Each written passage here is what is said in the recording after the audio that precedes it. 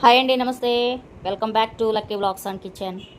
ఇవాళ చిట్టి రొయ్యలు కోడిగుడ్డు ఫ్రై అండి. అసలు ఒక్కసారి చేసుకొని తిన్నారంటే సూపర్గా ఉంటుంది.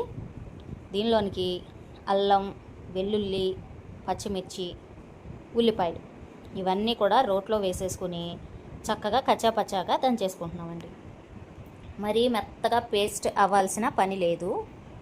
చక్కగా కచ్చాపచ్చాగా ఒక్క మొక్కగా ఉండాలన్నమాట. ఇవన్నీ కూడా బాగా నలిగిపోయిన తర్వాత తీసుకొని ఒక గిన్నెలోకి ఎత్తి పెట్టుకోవాలి. ఇప్పుడు ఒక బాండి పెట్టుకుని ఆయిల్ వేసుకుంటున్నానండి, వేరుశనగ నూనెది. ఇందులో కొద్దిగా ఆయిల్ ఎక్కువే పడుతుంది. దీనిలోనే కచ్చాపచ్చాగా దంచి పెట్టుకున్న అల్లం, వెల్లుల్లి, ఉల్లిపాయ పేస్ట్ కూడా వేసుకొని ఇది ఎలా వేగాలంటే ఆల్మోస్ట్ ఇక మాడిపోతుందేమో అన్నట్టుగా వేయించుకోవాలండి.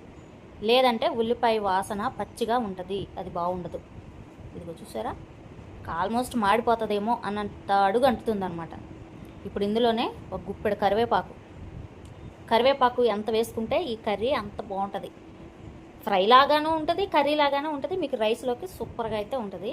ఇందులోనే కూరకు సరిపడా ఉప్పు, పసుపు, కారం. ఈ కూరలో కొద్దిగా కారం ఎక్కువ పడుతుందండి. వేసుకొని కారం ఇలా నురుగు రావాలి, అప్పుడే వేగినట్టు.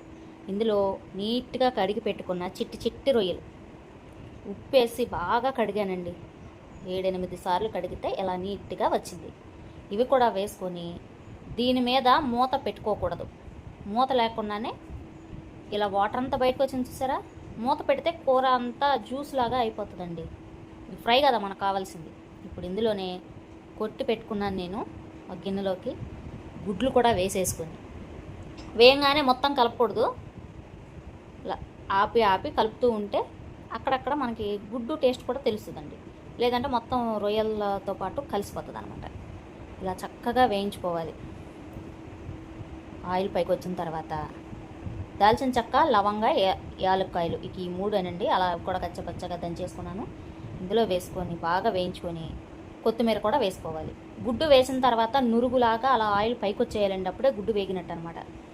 మా ఛానల్ని లైక్ చేస్తున్నందుకు, సబ్స్క్రైబ్ చేస్తున్నందుకు మీరందరికీ కూడా చాలా చాలా ధన్యవాదాలు.